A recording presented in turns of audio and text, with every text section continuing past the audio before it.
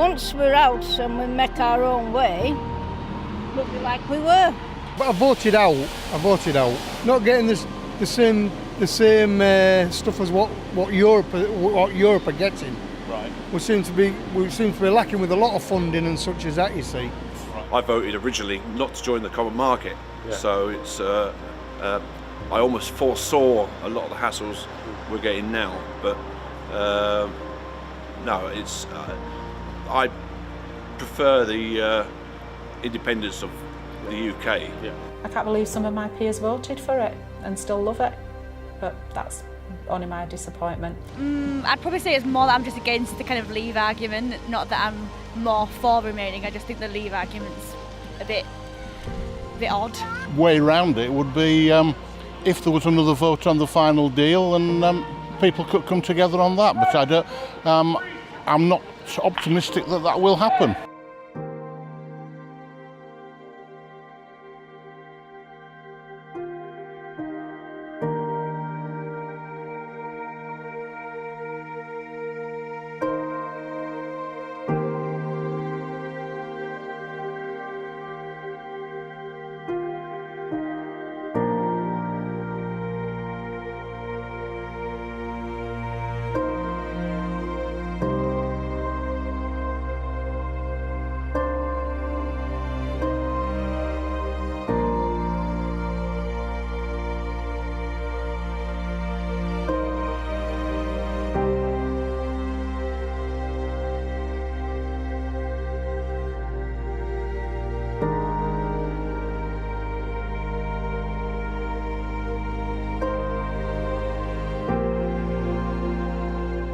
There's no real discussions really about between both sides, and I think that both sides need to talk and listen and move on from there.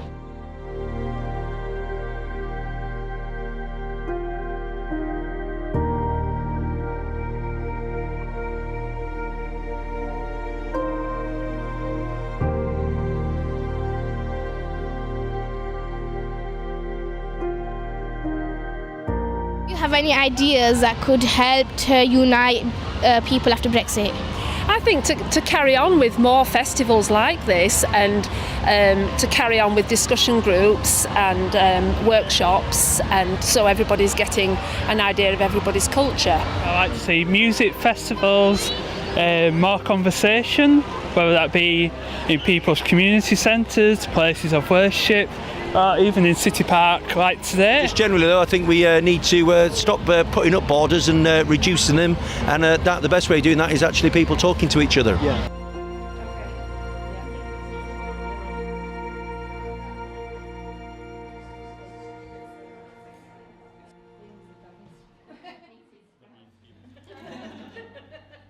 So I'm delighted to say we've got a wonderful panel with us today, and of course the first thing is, what does being an EU citizen mean to you? For me, being an EU citizen has always been something about being part of the peace project, being part of everything the EU offers. It's about having that ability to live and work wherever I've wanted. It's about having a bigger support group and feeling less isolated. And it's not just about being an EU citizen. For me, it's about all the other things that come with that, all the single market and the customs union, and being part of the medicines agency and being part of all the things we can access. How can we protest against the EU? It's just impossible. Most of the people are not even elected. They don't provide they're not responsible for the security. They don't pay the police. We just have no say, nothing we can do to influence the EU. A lot of Brexiters, when I used to speak to them, when I knock on the door, the first thing they said to me, Europe don't do anything for me. No, Europe do things for you, but it's not evident, it's not in your face, and it's not shown, but it's there. And the problem is, by 2020, when the money comes out, I think you will see a very, very different country, a very, very different picture. The only thing we've got, every one of us sat here and everybody in this room, the only thing we've got in our armoury is our vote. That's all we've got, unless we take to the streets, and that's a horrible thing to contemplate and a bloody path to go down, and I certainly don't advocate that at all. The only thing we've got in our armoury, the only thing we can do is our vote. We can try and influence, and we've tried to influence both sides of this argument have tried to influence with marches in London and also, and they just take no blind bit of notice. So the only thing you've got is your vote. If your vote means nothing, we've not got anything. We've not got anything, and we live under a dictatorship virtually. And I find it, I put my head in my hands and think, 30 odd million people, whether you agree with the outcome or not, 30 odd million people took the right and cast their vote on the 26th of June 2016, and the vote was to vote leave. But irrespective of that, 30 odd million people took their right to vote, and 650 people, or less than that actually, in the Houses of Parliament are doing everything they possibly can to turn that wrong and turn it round, because they do, a significant number of them simply don't agree with the outcome. For me, since I voted in 1974, I feel I'm European. I feel I'm European first and foremost before I'm British. I feel I'm European. We're all the same. The culture is similar. So for me, it's everything. And that citizenship I'm losing. I grew up with the effects of the Second World War. And what Europe means to me is European peace. And that's so important. I think the first thing I'd like to say is that I don't actually see myself as a citizen of the EU, because the EU is an entity in itself. I'm happy to declare myself part of the European continent, as it were, because we're attached to that quite clearly, culturally and at the moment economically, etc. So actually describing myself as a citizen of the EU, no, I don't see that whatsoever. In terms of not being a citizen of the EU after, as and when and if we leave the European Union, I don't think personally for me anything will change. I will still take my holidays in France, I'll still take my holidays in Spain, and I love Paris, it's my favourite city. I can't see really much of that changing from where I am. I will still travel there, and I've got friends who live in France, friends who live in Spain. I don't really see a great sea change personally. From the gentleman's point there, I mean, I'd say for myself, losing citizenship rights, had I been in the work situation I was about 5-6 years ago, I would have been practically destitute because I worked in Belgium. I was only able to do that as being a European national. Had I needed any kind of visas or any paperwork, I would never have been able to do the work I did. You know, the company that employed me simply wouldn't have bothered. So, I mean, that's a big thing I would lose. I mean, luckily I'm in a full-time role. My company now doesn't work with Europe, so I'm lucky in that sense. I'm not personally affected, but I can see for others in that situation, that's going to be a big thing getting in the way, and it is a big restriction on employment rights. Our country seems to be heading more and more in a direction of isolationism, and I think, especially as a young person who's being raised as a European citizen, I think that one of the biggest things, it's such a shame that we're losing so many European programmes such as Erasmus, which brings young people across Europe together. In terms of funding and in terms of external support, so a lot of the arts funding, a lot of the cultural funding, a lot of the rebuilding of town centres has been supported through EU funding, and it doesn't look like central government in terms of the UK is going to even be able to support it into financially in the same way. We lose out on an enormous amount of support, and again with the Erasmus programme and things like that, that's hugely benefited this country in terms of being able to share knowledge, share information, share learning, and share education rights, which can only support which can only support this country, but also support the citizens of this country. For those on the Leave side who are saying it's all about leaving, it's all about taking back control, certainly for those in, for example, a very strong Labour area, could you really imagine a Conservative government replacing the European Union in terms of funding? I can't, personally. I don't want any borders anywhere in the world, and being part of Europe is closer to being a citizen of the world, I guess. Has anybody else got a real deep feeling of loss about potentially losing that citizenship? Well, we're not losing. Us European will always be European. UK citizens are losing their European citizenship. We're not. I was going to say, your question was interesting in terms of what we were going to lose in terms of being a European citizen. I think it's what we're going to gain, and I'm scared that we're gaining this nationalism that I just don't like. Sort of think, there's a nastiness now in our society that exists. There's an acceptance that you can behave towards people in a manner which is unacceptable, which would have been deemed to be unacceptable 2 years ago. Now it's deemed to be acceptable. The language has changed, sort of thing. So that way our society is polarised. I work at the Goal Centre for Bradford Council, sort of thing. The language that my colleagues now use to describe Eastern European people is more raw, and there's anger there, sort of things. But it's all deemed to be acceptable now, and that's what we've gained, unfortunately. In looking at the current volatile nature of the debate, we must go back further than the referendum and look at the quality and nature of political debate in British society. 5-10 years ago, you can see a change in the language and the nature of the debate, how it gets reduced to name calling and sloganising, and you can see that happening about the time of the start of the refugee crisis, and then and also about the time that people are realising the damage that global warming is causing to the world. Two major issues that people felt at the time completely powerless about, but those issues generated the level of frustration and the kind of language that ultimately fed into the Brexit debate. We need to be in charge of our own laws, our own courts, everything, our own borders. What we decide is right for this country needs to be decided within this country, not in some parliament in Europe. Now, I've got nothing against EU citizens. I believe everybody should have the same rights as everybody else. But we should be able to decide who comes into our country. We should be able to look at whether they've got a criminal record and stuff like that, and then if they've got the skills that this country requires. And that's why I am totally and utterly against staying in the EU.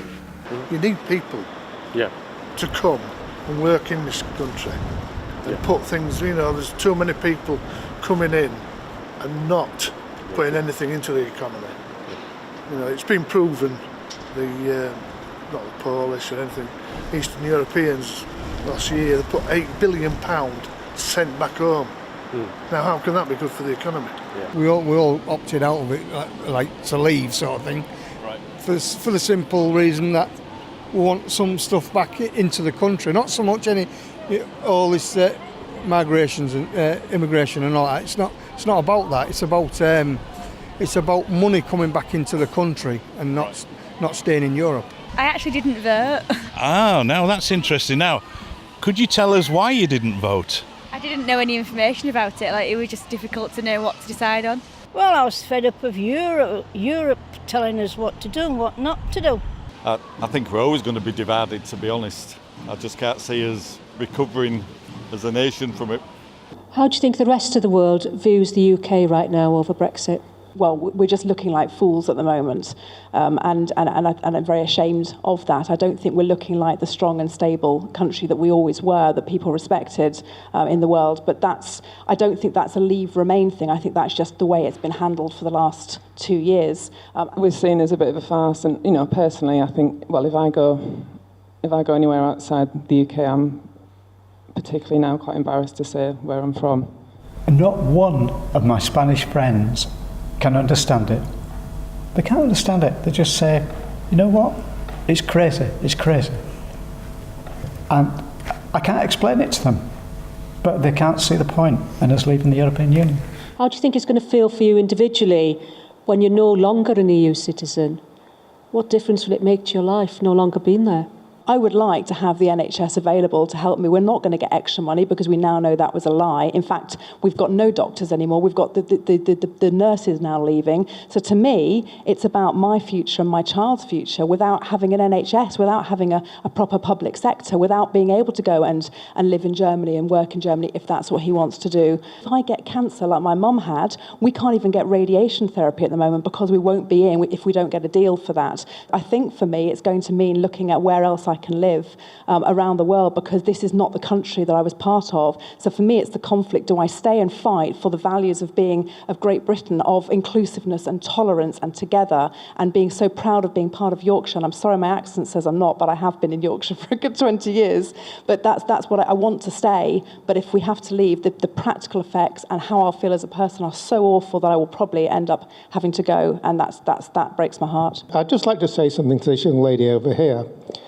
I had cancer and I was treated at St James's Hospital in Leeds, and I can assure you that they've got the finest radiology department in Europe. And another thing I'd like to say to you is this. I don't like these foreign nurses and foreign doctors being imported in the country. It's time the government paid so that we would have our own doctors trained and our own nurses trained. We're depriving these countries like India of their medical staff. And they need that medical staff far more than we do here, because, I mean, we talk about having 3,000 patients for a doctor, something in that nature. They're talking about tens of thousands per doctor they have over there. It's a scandal that we're bringing doctors in from abroad. Before, we didn't have any problems, before the EC, before the EEC, and we won't have any problems afterwards. And I think there's a lot of scare tactics going on. There might be a few bumps when we actually leave the EC, but I can assure you things will get far better, and I think we'll be far better off afterwards. The NHS are telling us that now, aren't they? You know, we need more doctors, we need more nurses, we've not got our own, so they're begging other countries, please can we have some of your qualified doctors and nurses come and work in our NHS? They don't want to come. Why would you want to go and work in a country where everybody hates you? Hull used to be one of the biggest fishing ports in Europe, right? Now, because of what Europe's quotas are, Hull's fishing fleet, which employed thousands and thousands of people in Hull, right, has gone. Now what we've got the fish stocks, and you've got Russian freezer trawlers coming in, massive ones, catching all the fish they want because they're not a part of Europe, bringing them in here, right? And you can't continue like that. I mean, all over the coast, that fishing is relevant to every part of the coast, right? Scotland, they're the same. The trawler fleet's going down and down and down, and this is because of Europe. But they can come into our waters and they can fish all they want. As soon as we go into their waters, the French do about 6 months ago. Because a trawler came into their area, 10 of the boats went and rammed it. So we're not on a level playing field. We're not, and we never have been, and we never will be. And when you've got, like I said in the break, when you've got that, was it Macron? He says in a quote, "We've broke Britain," right? How can you want to be a part of something like that? We've broke Britain. Hull was a vibrant Ezel Road was just completely fishing. Now the EU, when we went to the EU, it decimated our fishing industry. And according to the documents that they're on the table now, we're still not going to have any say. If we got our fishing fleets back, Ezel Road would be a different place. Sure. As it is, a lot of it's in poverty. These people, there was communities. They weren't just, I know you. They knew each other inside and out. They left the doors open. They could go inside. They're out each other's houses. They looked out for each other, and that was destroyed when we went into the EU. It destroyed whole communities. I'm a lorry driver, right? That's what I do for a living. Now, the EU says I have to drive for a certain hours a day, and I have to have so much rest, right? Which I haven't got a problem with. But then they come out with a stupid rule called the Working Time Directive, which takes all of our rights to earn money right? Yeah, we all like to earn money. Yeah, you can earn as much as you want. If you've got enough time to do it and you want to do it, you can earn money. But the EU says, although I can drive for 56 hours a week, in 1 week, I can only work for 48 hours. So that means by Wednesday, if I've stuck to both laws that don't run together, right, I'm breaking one of the laws. So I can actually go to court, they can take me to court for earning money, working on one set of rules, but breaking another set of rules. Now how the hell is that good for anybody in this country? Because without truck drivers, none of you would have anything. Yeah. You would not have anything. So you cannot have 2 sets of rules governing people that don't work together. And that's just in my industry. I don't know what else in anybody else's industry. But if that continues, and the lorry drivers are only going to work for 48 hours, you'll have nothing. Your shops will be empty, your fuel stations will be empty. Because there's less jobs, because there's more people coming over, 0-hour contract is all the younger generation are mainly offered because there's nothing there for us to do. You go onto a job site like Indeed and stuff like that, you could get interviews, you could sit in a room and there'd be so many people in that room, and maybe half of them are from the EU, and it'd come to the point where you are offered a 0-hour contract because they've done just as good as their interview as like anybody else did, and things like that. If it was still Britain, government wouldn't have changed it to 0-hour contracts because we'd have had space to work. That is the bottom line of it. I can go into factories and you won't see many British people working in factories because they're fair enough, they come over, if they're working in factories they do work hard, but where is our space to work? Can I just ask you why you want to leave the EU? I used to live in Bedale in North Yorkshire for quite a while, part of my business, and they were dictating to came along and dictated to farmers across the country actually how wide the gates should be, and they had to go to massive expense to widen or narrow the gates. Simple, stupid things like that.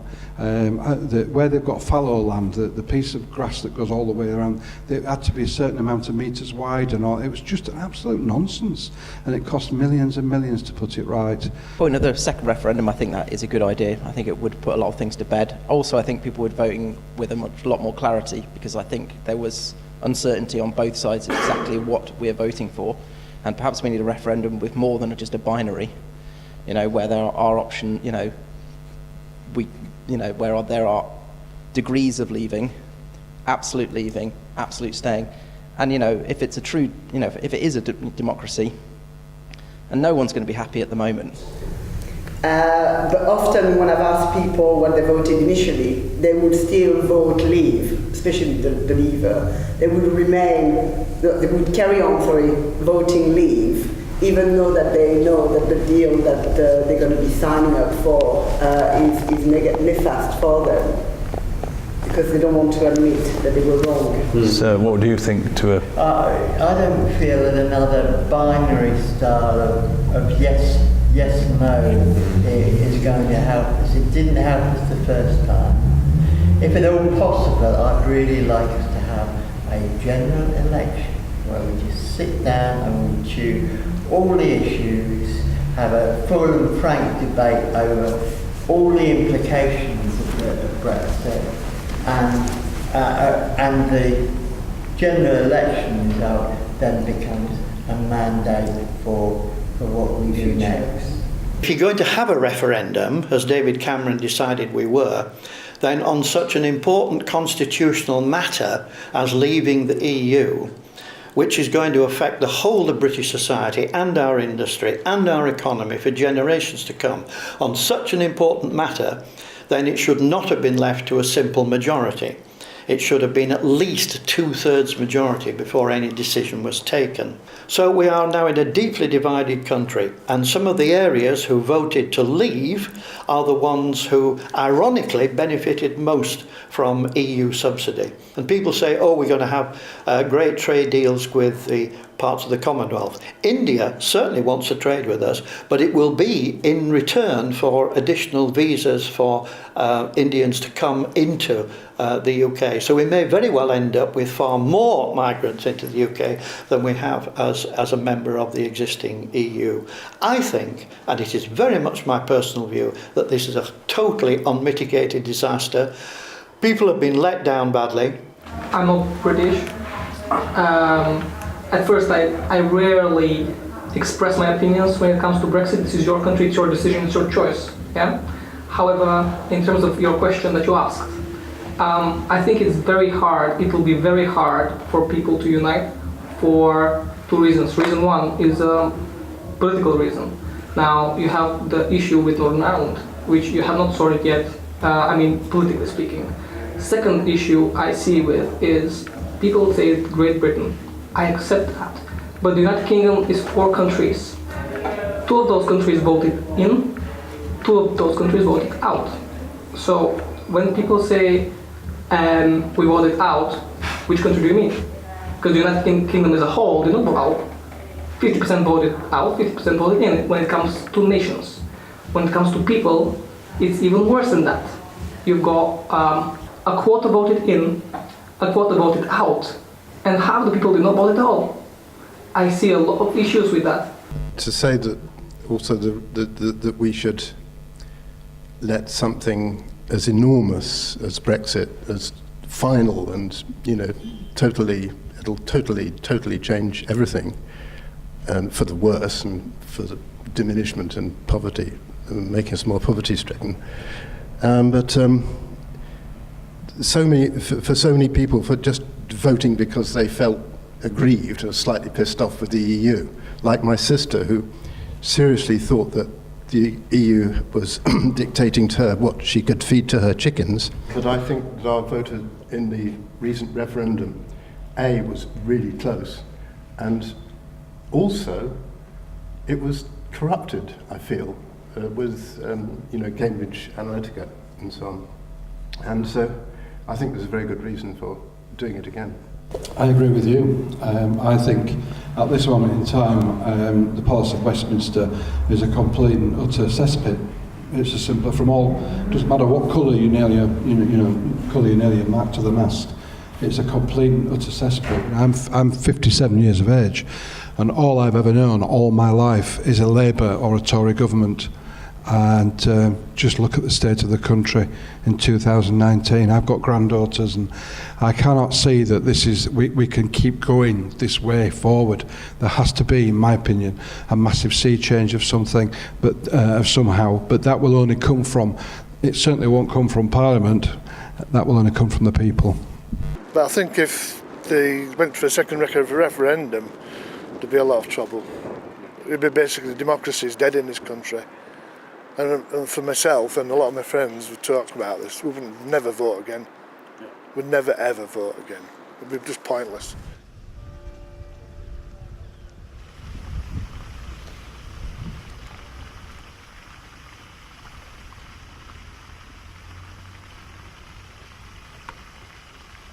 Have you ever heard the term putting the cart before the horse? Well, that's what happened with this referendum. Cameron should have said to Europe, the EEC, I'm proposing to take Britain out of the EEC, but the way it's being done now was totally ridiculous, because the public just didn't have enough information when they came to vote. All they heard was £300 million for the NHS and things like that, but they didn't have the basic facts they needed. And so we're in the situation we are now, unfortunately. People didn't, and I think that's probably one of the only benefits from this whole experience is that we're now, probably most of us are better informed. I voted on a gut instinct. I went with people that seemed to know what they were talking about, and most seemed to, that I agreed with, most wanted to remain. I was like, okay. Since then, I've made a point of finding out as much as I possibly can, and I now know a lot more, which is why I would like to have a second vote. I would still vote the same way. I think a lot of people wouldn't, and that's on both sides of the spectrum. A lot of people would switch, but I do think that now that we do know a lot more, A, about how practical it is for us to leave, and B, about what the EU actually does represent, so that it's not just that project fear that you talked about of what we'll lose, but actually we need to look about what Europe would offer us, what the EU would offer us. So I think we know a lot more, and people would have a better way of voting the second time round. I think that's quite important. Out of the people who you know who have voted in the referendum, do you think they knew more than you enough to make an informed decision? A good number of people, I know for a fact, absolutely not, because they've said that they didn't really know what it was about. A lot of them were actually Leave voters and said, well, this is us taking back control, it's running our own affairs. They didn't realise quite what that entailed or what we were going to miss out, and they have freely admitted if they'd known about this at the time, they would have voted differently. Some of my neighbours voted to leave, and some of those, they voted on a single issue.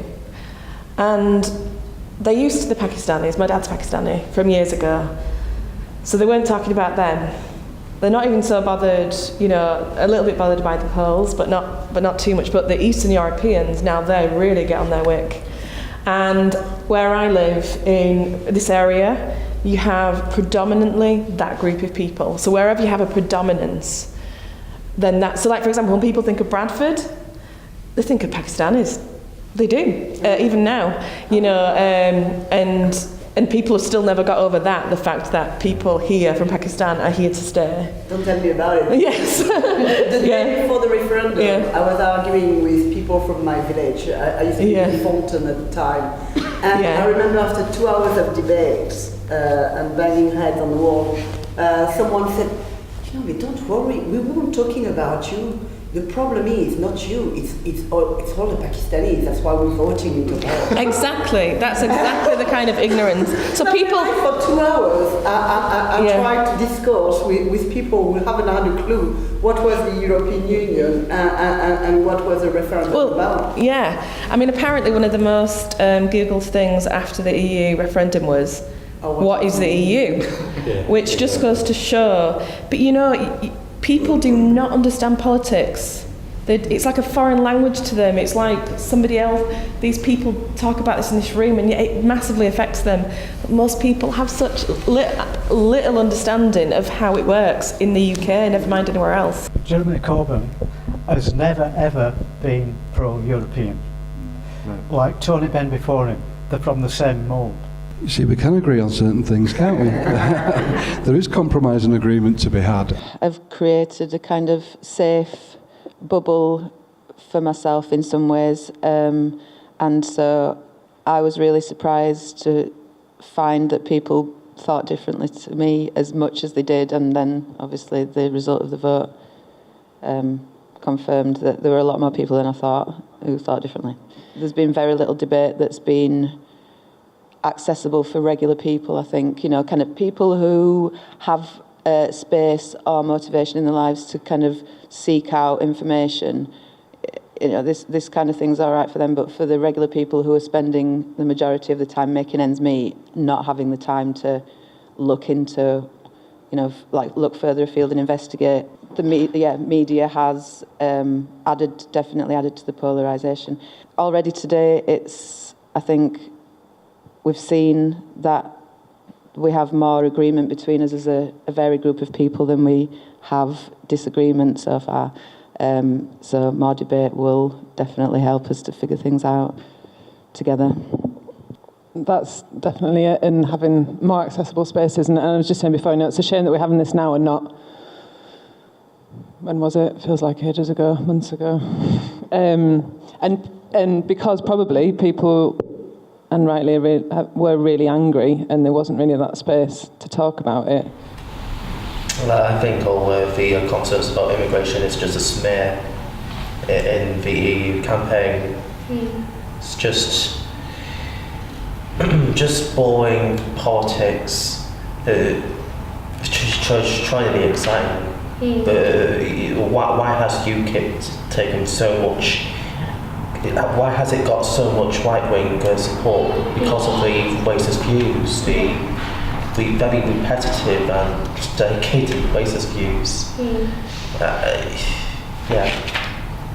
I think a lot of people don't realise that immigration, if it wasn't for people that have immigrated, we wouldn't have doctors, nurses, we'd be down on a lot of healthcare professionals. People don't see that immigration has brought, that they're overhyping immigration because they're seeing a small fraction of bad immigrants and bad migrants on media. They believe in hype from the Sun, the Daily Hate Mail. They believe in stuff that's on Channel 5 or ITV. They believe in stuff on advertised TV shows just to pick up the hype that immigration was a key factor, without realising that if it isn't for EU migrants, we wouldn't be having this the current economy as we have today.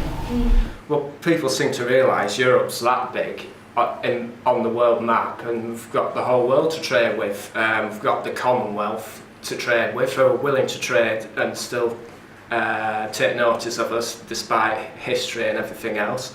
South America desperately wants to trade with us and do more trading. Whatever happens, because we don't know what's going to happen. We just need to keep positive and make an opportunity out of it. I just want to correct one little thing. You say Europe's that big and we've got the rest of the world. The EU is by far the largest trading bloc in the whole of the world. So even if we did trade with all the other countries, we would never, ever be as big as the EU. It's really, really important that people get the facts right and then you make an educated decision. Don't just listen to all this nonsense that's being said on television. So you're saying people that voted Leave are not educated then? No, did I say that? Yeah. No, Yes. I didn't. Making an educated decision means that you know all the facts. Doesn't mean to say you're stupid, it doesn't mean to say you're not educated at all. The phrase educated decision means you make a decision based on the information that you've been given. I checked all the facts. I talked to people that were leaving and remain, and I decided what I wanted to vote, which was to leave. And I think because I live with a mixed community and everything else, and I could see the effects, that's why I voted to leave as a person. It's fair to say, and I think we're already getting a feeling that Brexit has polarised the country, and I think to some extent the media have fuelled that. Have any of you got any experiences about the difficulties that this polarisation has caused to your work life, home life? The hostility towards Brexiters from the Remainers is astonishing. You know, we're just automatically assumed to be racist, xenophobic, you know, right wing, just automatically. If you just have to, you know, sometimes you just really have to be quiet, even though your reasoning is completely different. I was at the national conference of my trade union, and there was a debate within my trade union, people who voted against and people who voted for. And the against were saying to me, I'm really sorry, I've got nothing against you, but I have the right to express my view. But I never felt amongst my co-fellow trade unionship felt so much rejected. I've worked, I fight for your rights, I pay my tax, and I felt rejected. Hate crime has gone up through the roof. That's not just my opinion, that's a factual statement. You know, if you talk to the police, don't speak to all the monitoring groups. Well, I was attacked in April on the train, and told to F off, to back home. When was this? In April 2018. This that's year? not the first event. Yeah, that's not the first event. That's the worst one. On the day of the referendum, when I went to work, where I worked there for 3.5 years, where I thought, you know, I was part of the staff and belonged there. They were cheering in front of myself and a Polish colleague about. They thought that Europeans would be deported back home, and they were cheering about it. This is not an individual. I work extensively with many Europeans, EU citizens, non-British EU citizens, It's been like so many incidents. Okay, This is not a small thing. I'm not saying that there are not these sort of people who are Brexiters, but why do I have to be assumed to be the same as them, you know? Which No one did. You made that assumption yourself. No, I've had it, you know, that, oh, you're a racist. Just a question if I may for there, if you don't mind me asking, where were your work's HR department if that was going on at work? Because I would have thought HR departments would have been straight down on that. I left the place. Okay. I didn't feel... Actually, on the day of the morning of the referendum, I went to work and I experienced racist comments against me because of my status of European from work colleagues and from clients. The media keeps on reinforcing this thing where all Remainers think Leavers are stupid and all Leavers think this is Remainers, so to keep that little hatred going so they don't talk to each other. This is why it's really important, even with this documentary, we've been able to express our local views in Yorkshire, and it's just normal people expressing their views, which is really important. I'd say politics is unavoidable at the moment. I find this in a work situation. I work for a charity. I was recently asked to do an audit of all non-British employees, and honestly I felt like I was working for the secret police having to do that. I thought people's reactions would be pretty much what we got, that you would have people very polarised, and that is the way we are at the moment, very, very polarised as a country. Most people aren't neutral on this. So yes, I expected people to disagree, but thankfully it's all been fairly civil. At the end, somehow you've sort of felt, well, people have had their say, they've had a chance to get things off their chest. And I think that's quite important, to get it off your chest. One thing that struck me was this feeling of EU citizenship, which is something I've never felt, probably because I've never ever wanted to live or work abroad. As times have gone by, and certainly in the sort of recent decades with modern travel, I can understand that a lot of people don't necessarily see their entire life living in Yorkshire or living in the UK. And that's one thing I've picked up, probably one of the strongest things. Fair to say a lot of people have still not accepted the fact that we are leaving the European Union. And that's sad, and I think is distorting the whole process of exiting the EU. I could understand that there would be extreme views on both sides. It's quite a polarising topic, so I knew there'd be extreme views on both sides. I knew immigration was a topic that I was expecting to come up. Race, particularly my race, to come up, even though I am Pakistani. I'm not a European citizen, and this Brexit is to do with Europe. For some reason, my ethnicity seems to be really important in the Brexit discussion, which most people deny is the case, but as the project went on, that was evident that was a big factor.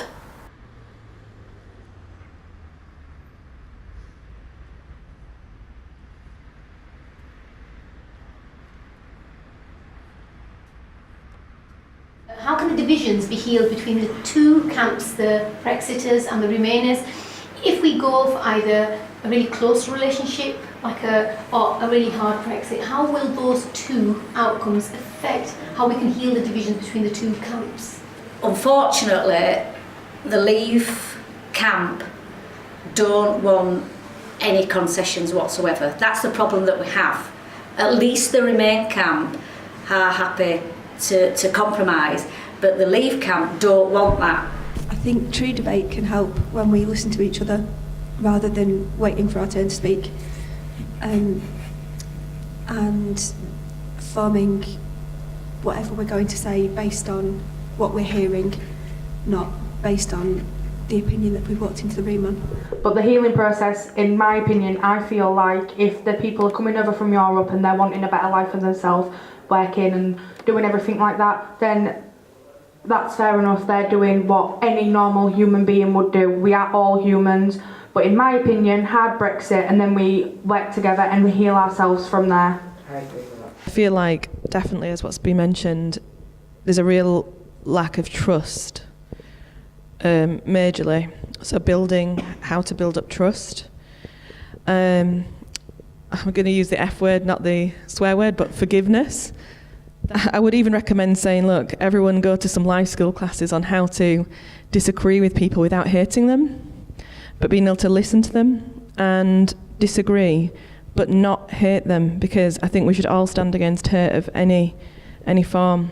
People can change the way they think, to maybe do things in a different way. Well, we need to realise that we have a shared future.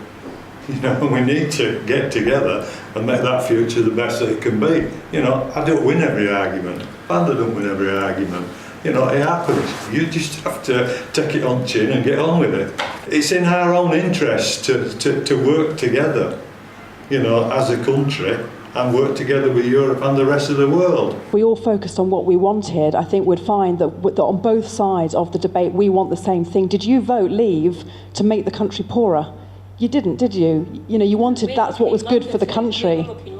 Yeah, and I think that's the thing, is that we all wanted the same thing. We don't want poorer healthcare. We don't want. So I think now we've reached this point. Whatever we do going forward, it's about saying, well, why did we vote that way, and how can we address that? Whichever. And I think we've polarised, and it's like these camps, and we're supposed to label ourselves, and we're all supposed to sort of take, and I'm supposed to hate you, and you're supposed to hate me, and that's not right. And I think part of it was wanting to hate Europe when they weren't the enemy. And I think so many people are feeling so disenfranchised, so upset by their lives and what's been happening, and probably too much power has gone to London or Europe. I just think we disagree on how to fix it.